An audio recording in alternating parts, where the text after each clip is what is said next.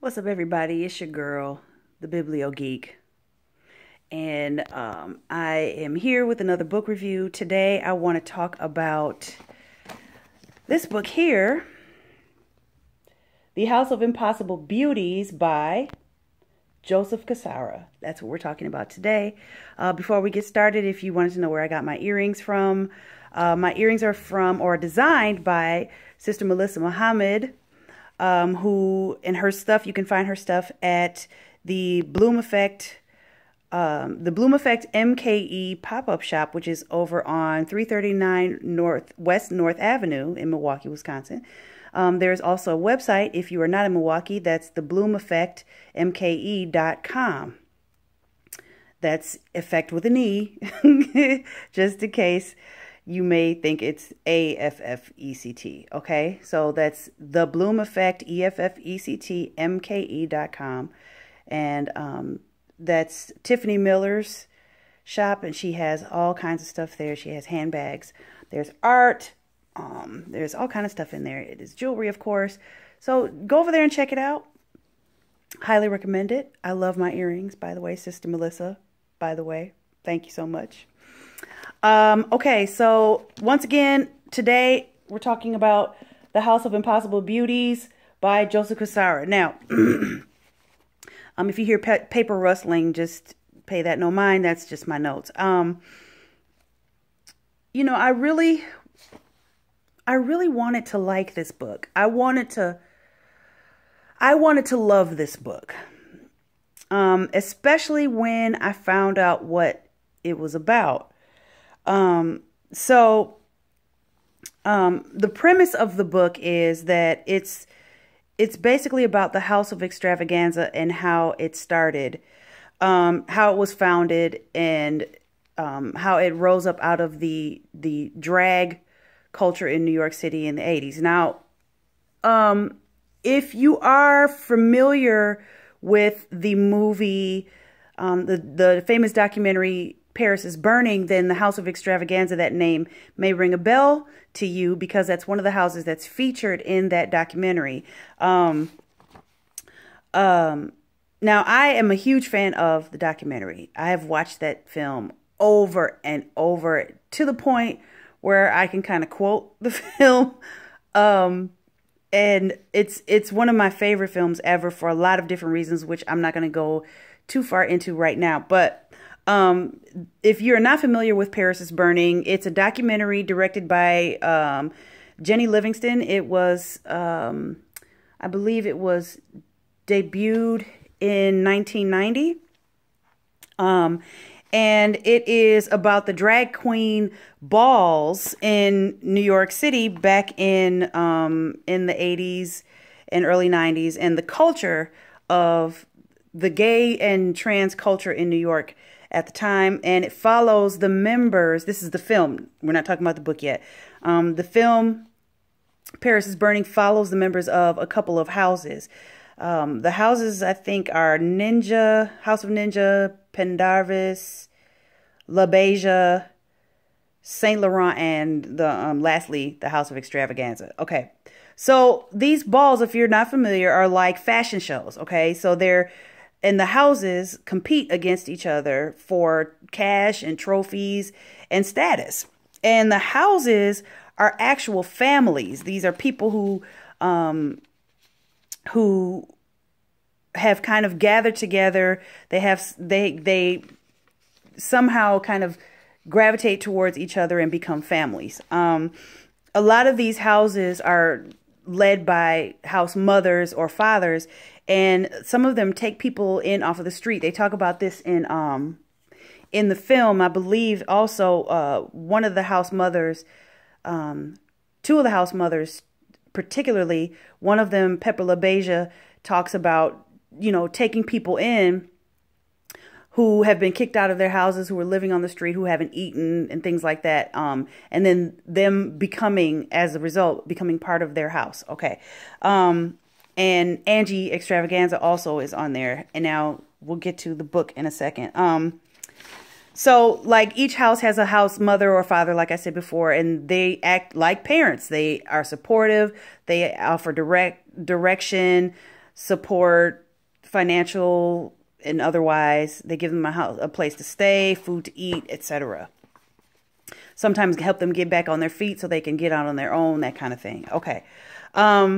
If you are familiar with the show Pose on, I believe it's on the FX network, Pose also talks about that subject as well, and it focuses on the drag culture and the balls and competing in the balls for money and cash, and then all of this the issues that a lot of the members who go and compete are going through at the time, and how the houses kind of become established through winning competitions, etc.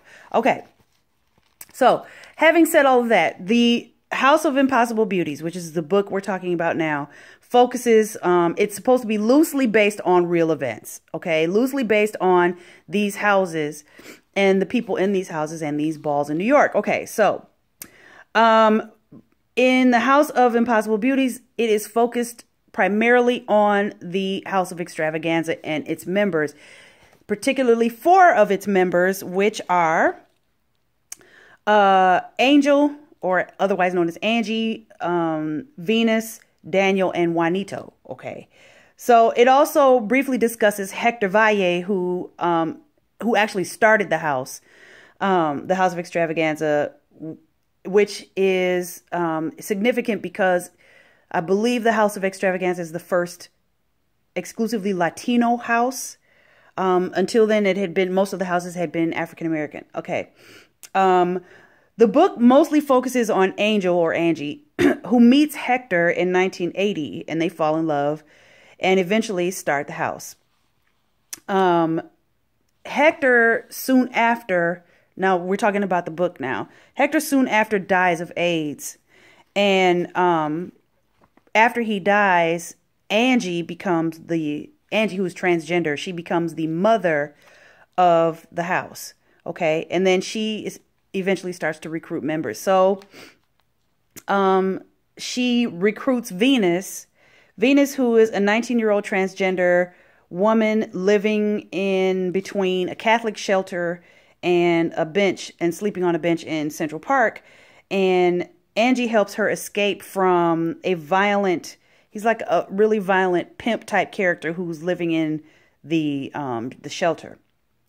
Daniel is another person who is recruited and ends up living in the house. Daniel is 14 years old when he meets Angie Extravaganza, and he saves Venus's life. This is how it happens. He meets Venus on the pier. The pier is a place where a lot of the gay men and some transgender women, from what I understand, the pier is where they kind of meet and hang out, and some of them, how do I put this? Some of them pick up people at the pier. Okay, that's all I'm gonna say about that. All right, so they hook up at the pier. Okay, so Daniel hangs out at the pier after he has escaped from he escaped from home. He left home because his mother was drug addicted and abusive, or actually she was kind of neglectful, but her boyfriends were abusive. So he ends up leaving. He ends up in New York. He hangs out at the pier, and he meets Venus when he jumps into a fight that she's having with like a potential partner or whatever. Okay, so because Venus is kind of out there, so he helps her beat this guy up and escape from him. Okay, so then there is Juanito, who is kind of a young budding fashion designer. Like he designs costumes and things for the balls, and he also competes in the balls as well. And he immediately bonds with Daniel when Daniel shows up to the house. Okay. It's kind of unclear how Juanito gets to the house. It's weird because the way it's described is like he's already there when Daniel gets there, and his His appearance is never really quite explained, which is kind of strange for me. All right. And in the book, the chapters are often kind of spaced out with brief chapters that are narrated by a character named Dorian. Now, Dorian is based on a real life person whose name is Dorian Corey. Dorian Corey is also a character. I'm sorry, not a character. Dorian Corey is also featured in the film, in the documentary film, Paris is Burning. Dorian is a very interesting character in the book, but she's even more interesting in real life. If you don't know who Dorian Corey is, please Google her. Especially Google her name and Body in the Closet. And just read about that story because it's mind-blowing, okay? Anyway, that's an aside. But Dorian there are a couple of chapters where it's just Dorian speaking, okay? And so Dorian is kind of, she is, in real life, Dorian was a drag queen, okay? And in the book, she is a drag queen who is kind of like, she's kind of like a mentor / guru to other drag queens, and she offers like advice, like homespun advice and things like that, and she acts like she's kind of acting as an unreliable narrator in this book, you know, because she's clearly biased. She's clearly biased about a couple of things, but you know, she kind of chimes in between characters or whatever. Okay. But what's weird is that this is the same role that Dorian plays in the film. So I was kind of side-eyeing this book a little bit because, you know, there's this, it's supposed to be loosely based on real life, but there's this huge note at the beginning, this author's note, where he's very clear to make the distinction between this book and the real characters. And he makes this comment where he's like, the portraits of characters and events, quote, should not be taken as public record, unquote. So, you know, he comes dangerously close to the stuff that's in the film, which is, I mean, it's fine. Okay. All right. So let's talk about the things I liked about the book. What did I like about the book? I like the author's use of humor. There were plenty of scenes in this book that are hilarious because of the shade being thrown. And I am all about some really good shade. Okay. If I see or hear some really good shade, I'm here for it. All right. And there were some really good moments in there. Now, I also liked the detailed scenes of the ball categories, the drama at the ball that seems to happen at the balls, blah, blah, blah. I get it.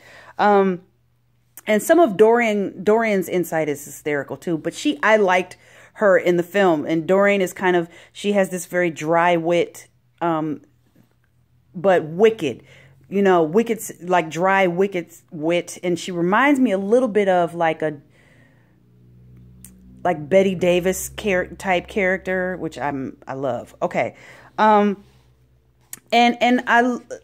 I liked that the characters are portrayed with dignity. You know, they're portrayed as flawed, but courageous and, you know, just working through their own isms. And I like that about this. They you know, they weren't written as evil or morally corrupt, or, you know, like, you know, sometimes you see, you know, homosexuals or transgender people portrayed in this as if they're evil or confused, and that wasn't what I saw here, and I liked that about the book. What I didn't like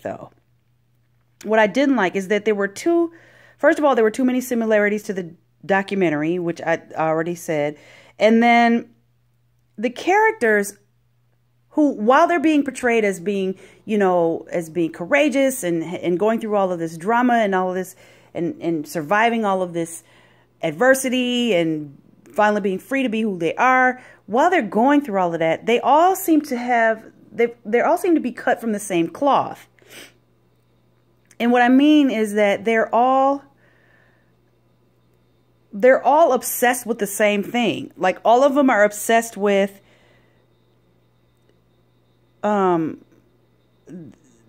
being able to have enough money to shop and buy fine clothes, like designer clothes.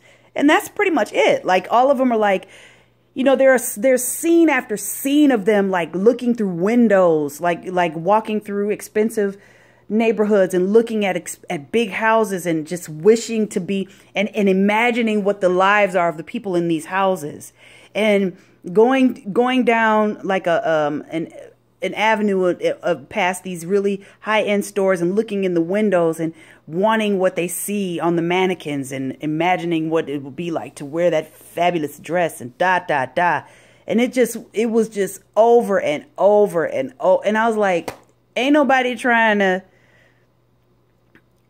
do something else? I mean, y'all all want to do that? That's all y'all thinking about? All y'all thinking about is being in the big house with money to buy. I mean, I get it. I understand that. You want to be, because yeah, I mean, it's hard. I get it.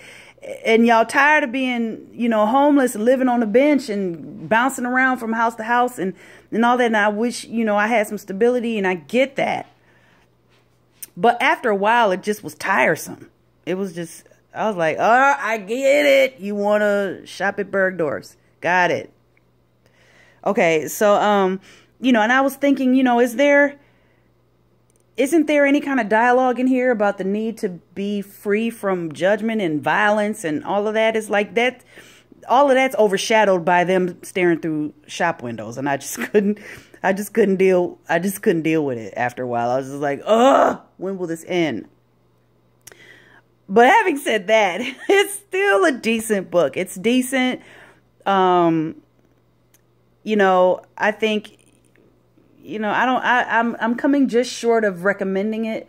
If you recommend it, I'm really curious. If you recommend it, if you read it, I'm really curious to see what you think. If you have read it, please comment and let me know what your thoughts are. I'm open to discussion at this point.